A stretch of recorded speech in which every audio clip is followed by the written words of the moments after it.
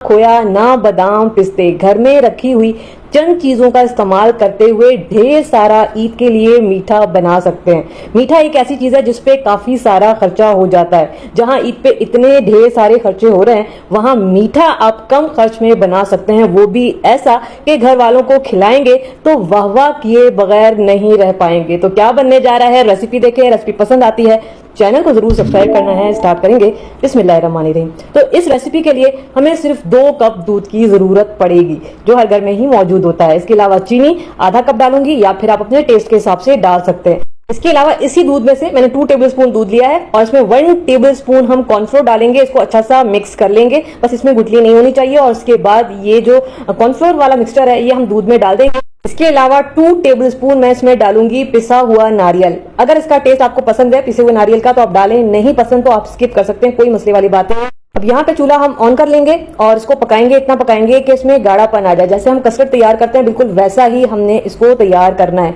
लेकिन चम्मच नहीं छोड़ना है। मुसलसल चम्मच चलाते हुए इसको मिक्स करेंगे ताकि इसमें गुठलियां ना बने। अब ये देखें 1 से 2 मिनट के बाद ही ये गाढ़ा होना स्टार्ट हो गया।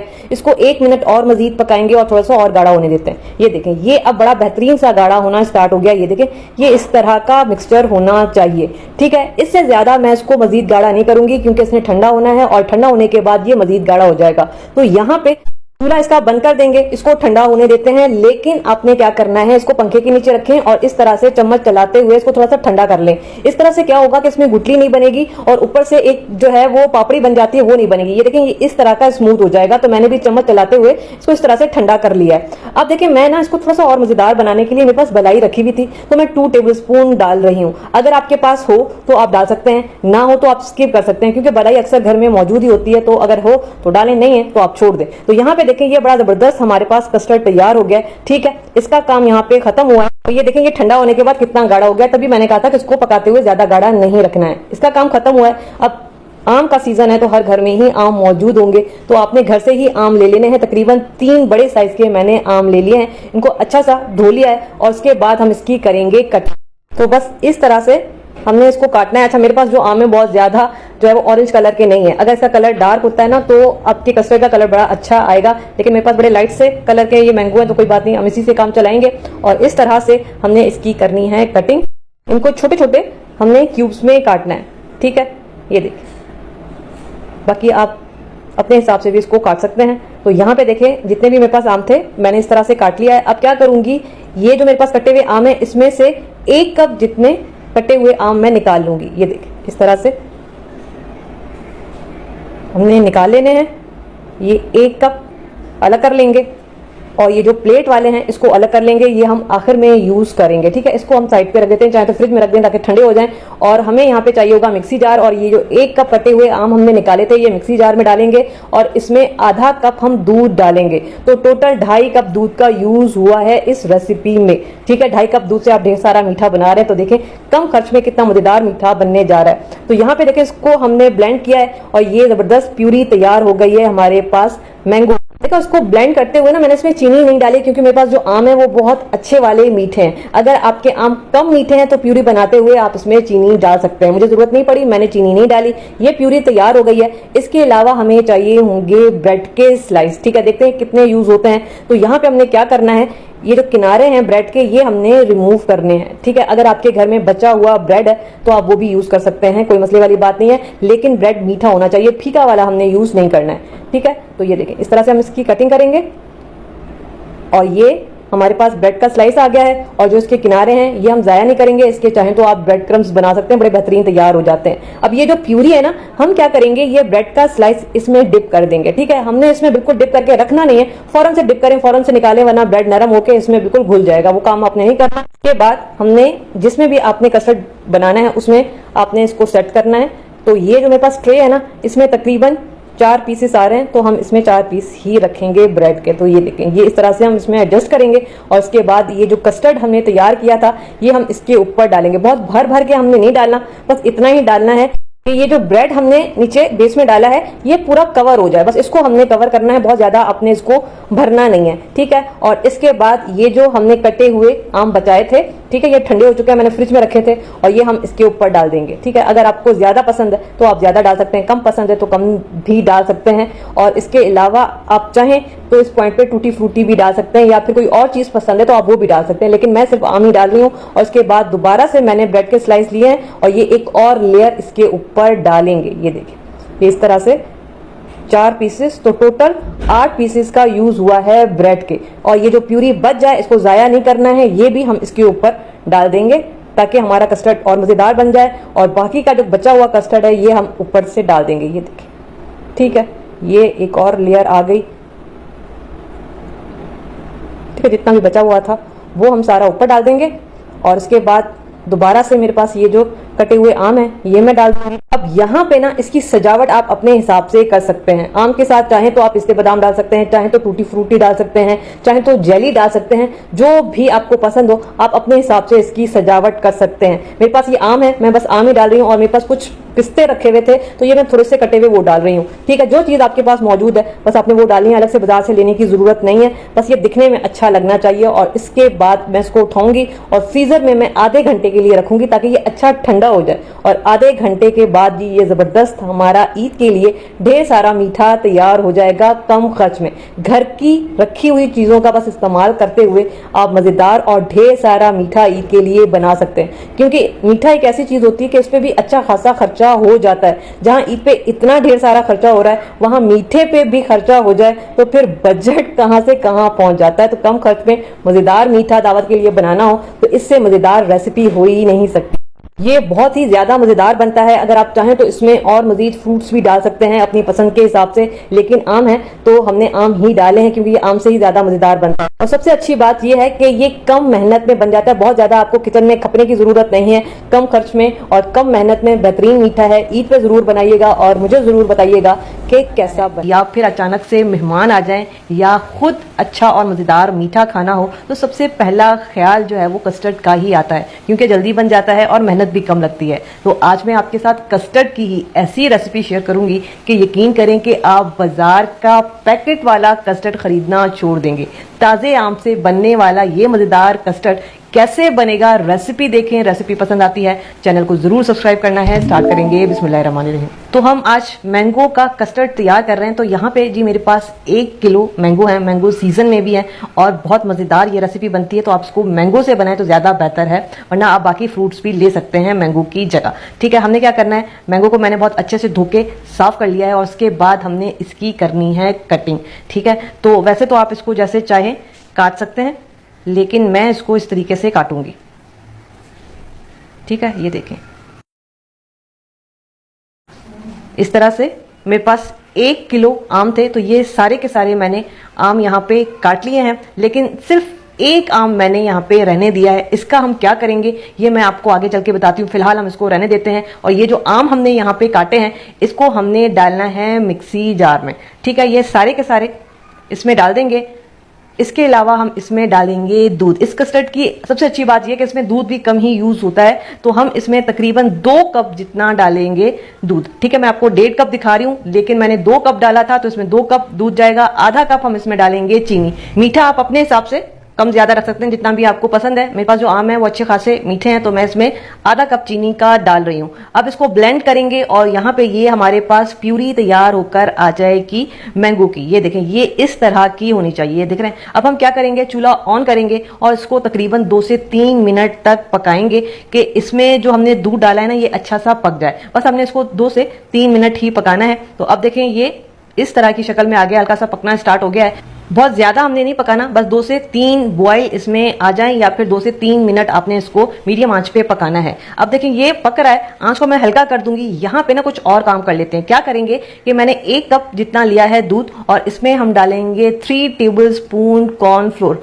बाजार का जो पैकेट वाला कस्टर्ड है आपको पता है वो सारा का सारा कॉर्नफ्लोर ही होता है, बस उसमें आर्टिफिशियल फूड कलर डाला जाता है और उसमें फ्लेवर डाला जाता है जिस भी फ्रूट का वो बना हुआ होता है। ठीक है, अब हमने क्या करना है, यहाँ पे मैंने कॉर्नफ्लोर डाला है दूध में, इसको अच्छा सा मिक्स करना है ताकि ये इसमें घुल जाए, इसमें गुठलियां ना रहें। इसके बाद ये जो कॉर्नफ्लोर हमने अभी घोला है दूध में, इसको एक दफ़ा फिर से मिक्स करेंगे और यहाँ पे ये जो हमारा कस्टर्ड तैयार हो रहा है इसमें थोड़ा थोड़ा करते हुए डालते जाएंगे और मिक्स करते जाएंगे। आपने इस तरह से मिक्स जरूर करना है, वरना क्या होगा कि जब आप इसमें कॉर्नफ्लोर डालेंगे तो इसमें फ़ौरन से गुठलियाँ बनना स्टार्ट हो जाएंगी, क्योंकि प्यूरी भी अच्छी खासी थिक है और कॉर्नफ्लोर भी जाएगा तो ये थिक हो जाएगा। तो आपने इस तरह से इसको मिक्स करते रहना है ताकि इसमें गुठलियाँ ना बने और ये जमे नहीं। तो हमने इसको इस तरीके से मिक्स करते रहना है और तकरीबन 2 से 3 मिनट मजीद हम इसको पकाएंगे और हमारा ज़बरदस्त किस्म का कस्टर्ड तैयार हो जाएगा। ना इसमें आर्टिफिशियल फूड कलर का हमने यूज़ किया, ना ही इसमें आर्टिफिशियल फूड फ्लेवर का हमने इस्तेमाल किया है और ये फ्रेश मैंगो से तैयार किया हुआ बहुत ही मज़ेदार किस्म का कस्टर्ड हमारा यहाँ पे तैयार हो गया। ये देखिए, ये इतना गाढ़ा होना चाहिए। अगर आप इसको मज़ीद गाढ़ा करना चाहते हैं तो कर सकते हैं, मेरे हिसाब से ये इतना ठीक है, क्योंकि ये ठंडा होने के बाद भी अच्छा खासा ये थिक हो जाता है। चूल्हा बंद कर दिया है। चूल्हा बंद करने के बाद भी आपने इसको इस तरीके से मिक्स करते हुए ठंडा करना है। ये स्टीम देख रहे हैं, ये निकल रही है, आपने इसको उस वक्त तक मिक्स करना है जब तक ये स्टीम निकलना बंद नहीं हो जाती। अगर आप ऐसा नहीं करेंगे ना तो ये जम जाएगा, इसमें गुठलियां बनेंगी। तो ये देखें, अब ये ठंडा हो चुका है और मैं इसको इस तरीके से मिक्स करती रही हूँ। अब ये ना जमेगा ना गुठलियां बनेंगी। ये देखें, ये इस तरह से स्मूथ हमारा कस्टर्ड तैयार हो गया है। बस यहाँ तक हमारा काम खत्म हुआ है। ये जो आम हमने शुरू में बचाया था, इसका क्या करना है, इसकी भी हम दोबारा से कटिंग करेंगे और यहाँ पे मैं बिल्कुल छोटे छोटे चंक्स में इसको हम काट लेंगे। ठीक है, इस तरह से करते हुए ये हम इस तरह से इसको काटेंगे और यहाँ पे देखें, ये इस तरह से छोटे छोटे मैंने चंक्स में इसको काट लिया है। अब हम क्या करेंगे, ये जो मैंगो के चंक्स हैं इसको हम डाल देंगे कस्टर्ड में। इस कस्टर्ड के साथ मैंगो के चंक्स जब आपके मुंह में आएंगे तो ये और ज़्यादा मज़ेदार लगेंगे। थोड़े से मैंने रोक लिए हैं, ये आखिर में हम इसकी सजावट करेंगे। इसको अच्छा सा मिक्स करेंगे और ये देखें, ये कितना मज़ेदार हमारा कस्टर्ड तैयार है। बच्चों के लिए तो ये बहुत ही हेल्दी और मज़ेदार रेसिपी। अगर आपके बच्चे मैंगो नहीं खाते तो इस तरीके से भी आप कस्टर्ड बना के बच्चों को दे सकते हैं। अब हम इसको सर्विंग बॉल में निकालेंगे। ठीक है, और ये देखिए कितना ढेर सारा हमारा माशाल्लाह से यहाँ पे मैंगो कस्टर्ड तैयार है। अब हम थोड़ी सी इसकी करेंगे सजावट। मेरे पास क्रीम है, ठीक है, आप चाहें तो क्रीम में थोड़ा सा कंडेंस मिल्क भी डाल के इसको मिक्स कर सकते हैं, लेकिन मैंने इसमें कोई चीज़ नहीं डाली है। ये प्लेन क्रीम है, पैकेट की टेट्रा की क्रीम, पूरा एक पैकेट लिया है। बस ऊपर से मैंने क्रीम डाल के और इस तरह से हम हल्का सा पैटर्न बना लेंगे तो ये बड़ा अच्छा सा इस पर डिज़ाइन बन जाएगा। ये देखें कितना खूबसूरत सा पैटर्न बना है और ये दिखने में बड़ा ज़बरदस्त लगता है। तो सजावट वैसे आप अपने हिसाब से कर सकते हैं, मैंने इसको इसी तरीके से रखा है। ऊपर से जो हमने चंक्स बचाए थे, ठीक है, ये थोड़े से हम इसके ऊपर डाल देंगे। तो ये देखें जी, ज़बरदस्त हमारा हेल्दी तरीके से कस्टर्ड तैयार है। इसको हम फ्रीज़र में रखेंगे और 6-7 घंटे रखें, अच्छा ठंडा होने दें। तो यहाँ पे देखें कस्टर्ड हमारा ठंडा हो चुका है। मैंने इसको फ्रीज़र में रखा था तकरीबन 4 से 5 घंटे के लिए और ये बहुत अच्छा ठंडा हो चुका है। जितना अच्छा ये ठंडा होगा उतना ज़्यादा आपको मज़ेदार लगेगा। तो मैं कहूँगी कि पैकेट का कस्टर्ड छोड़ें, ठीक है, जिसमें आपको किसी किस्म का फ्रूट नहीं मिलेगा। आप घर में हेल्दी तरीके से ये कस्टर्ड बनाएं जो कि बहुत ही मज़ेदार लगता है। अभी आम सीज़न में है और तकरीबन हर घर में ही होते हैं, तो अगर कस्टर्ड खाने का दिल करे तो आप इस तरीके से मज़ेदार ये कस्टर्ड बना सकते हैं। इसके अंदर आप जेली भी डाल सकते हैं और जो है ड्राई फ्रूट जो होते हैं वो भी डाल सकते हैं, या फिर फ्रूट केक भी इसके अंदर डाल सकते हैं, प्लेन केक डाल सकते हैं। इस तरह से भी आप इसको बना सकते हैं। मैंने इसको सादा ही बनाया है, बनाइएगा ज़रूर, मुझे ज़रूर बताइए। हम बनाएंगे कम खर्च कम मेहनत में ढेर सारा मजेदार इफ्तार और ईद के लिए मीठा। ना ज्यादा दूध की जरूरत, ना रबड़ी बनाने की जरूरत, ना खोया, ना ढेर सारे बादाम पिस्ते। घर में रखी हुई चंद चीजों का इस्तेमाल करते हुए ये मजेदार मीठा आप घर वालों के लिए और मेहमानों के लिए बना सकते हैं। किस तरीके से बनेगा, रेसिपी को स्टार्ट करते हैं। रेसिपी पसंद आए चैनल को जरूर सब्सक्राइब करना है। स्टार्ट करेंगे बिस्मिल्लाहिर्रहमानिर्रहीम। तो इस रेसिपी के लिए हमें सिर्फ 2 स्लाइस चाहिए हैं ब्रेड के, जो अमूमन घर में बचे हुए रखे हुए भी होते हैं। हमने क्या करना है, ये जो ब्रेड है ना, इसके किनारे रिमूव करने हैं। ये देखें, ठीक है, इस तरह से हम किनारे रिमूव कर देंगे। ये जो किनारे हैं ये हम जाया नहीं करेंगे, इसके हम ब्रेड क्रम्स बना लेंगे जो बाकी चीजों में हमारे काम आ जाएंगे इफ्तार में। और यहाँ पे हमने क्या करना है, ये जो ब्रेड है ना, इसकी कटिंग करनी है। किस तरीके से कटिंग करेंगे, ये देखें, ये इस तरह से लंबाई में 3 हिस्सों में पहले कट करेंगे इसको, ठीक है। और इसके बाद ये इस तरह से छोटे छोटे स्क्वायर्स में काटेंगे। ये देखें, ये इस तरह से हमने कट करना है इसको,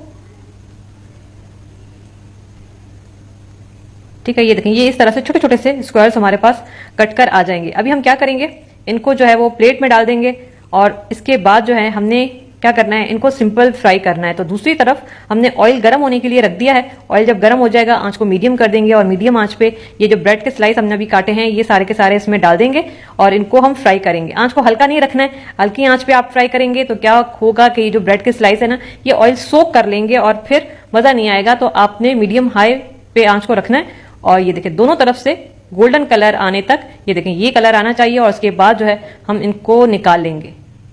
ठीक है, ये देखिए ये बड़ा बेहतरीन सा माशाल्लाह से कलर आ गया है इन पर। और बस जितना भी एक्सेस ऑयल है इसको निकल जाने दें, चाहे तो इसको थोड़ी देर के लिए स्ट्रेनर में रहने दें ताकि ऑयल निकल जाए। सर्विंग बाउल में निकालेंगे। ठीक है, और इस वक्त ना ये काफी गर्म है तो हम इनको ठंडा होने के लिए रख देते हैं जब तक यहाँ पे कुछ और काम कर लेते हैं। दूसरी तरफ हमें एक खुला सा बर्तन चाहिए होगा और इसमें डाल देंगे दूध। तकरीबन 2 कप हमें यहाँ पे दूध की जरूरत पड़ेगी। दूध मेरे पास जो है वो बॉयल हुआ हुआ है तो यहाँ पे मैं दूध को बॉयल नहीं करूंगी, हल्का सा गर्म होने देते हैं।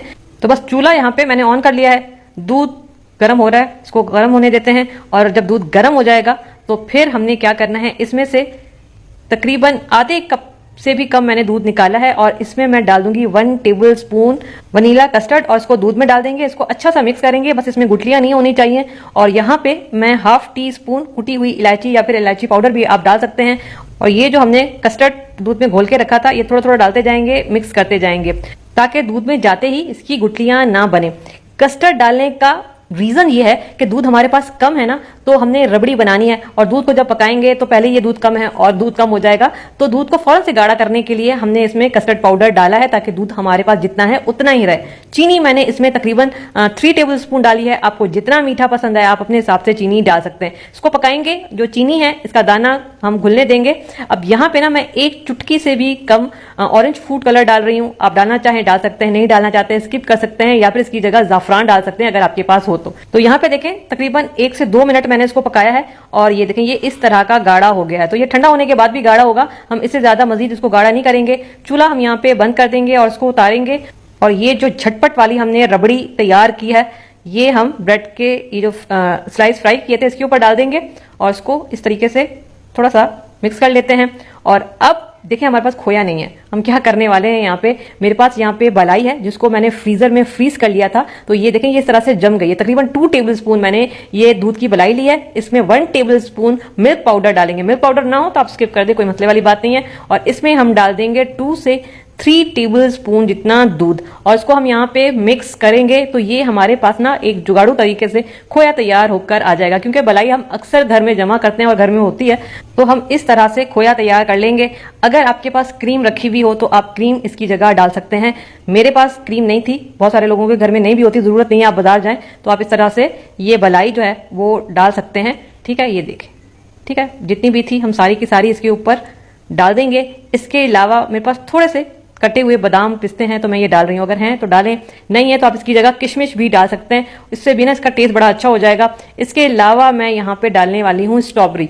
तकरीबन 1 स्ट्रॉबेरी है जिसको मैंने बिल्कुल बारीक काटा है तो ये मैं डाल रही हूँ। आप इसकी जगह चाहें तो जेली भी डाल सकते हैं। मैं साथ साथ आपको आइडिया भी दे रही हूँ कि आप इसकी जगह दूसरी क्या चीज डाल सकते हैं जिसकी वजह से ये मीठा दिखने में भी अच्छा लगे और खाने में भी मजेदार लगे। तो बस इसको हम फ्रीजर में रखेंगे आधे घंटे के लिए, अच्छा ठंडा हो जाएगा। उसके बाद आप इसको सर्व करें इफ्तार में और फिर देखें कितना मजा आता है। तो यहाँ पे देखें ये बहुत अच्छा ठंडा हो चुका है। तकरीबन मैंने आधे घंटे के लिए इसको फ्रीजर में रखा था ताकि ये जल्दी ठंडा हो जाए। अगर आप फ्रिज में रखते हैं तो फिर तकरीबन 3 से 4 घंटे के लिए रखें ताकि ये अच्छा ठंडा हो जाए और इसके बाद आप इसको सर्व करें। मैं अभी आपको दिखा देती हूँ कि ये कितना मजेदार लग रहा है। तो घर वालों के लिए अगर झटपट से मजेदार मीठा बनाना हो या फिर घर में दावत हो या फिर ईद की दावतों पे कम खर्च में मजेदार मीठा बनाना है तो ये मजेदार रेसिपी आप एक दफा जरूर ट्राई कीजिएगा, बनाइएगा, बताइएगा कि कैसी बनी।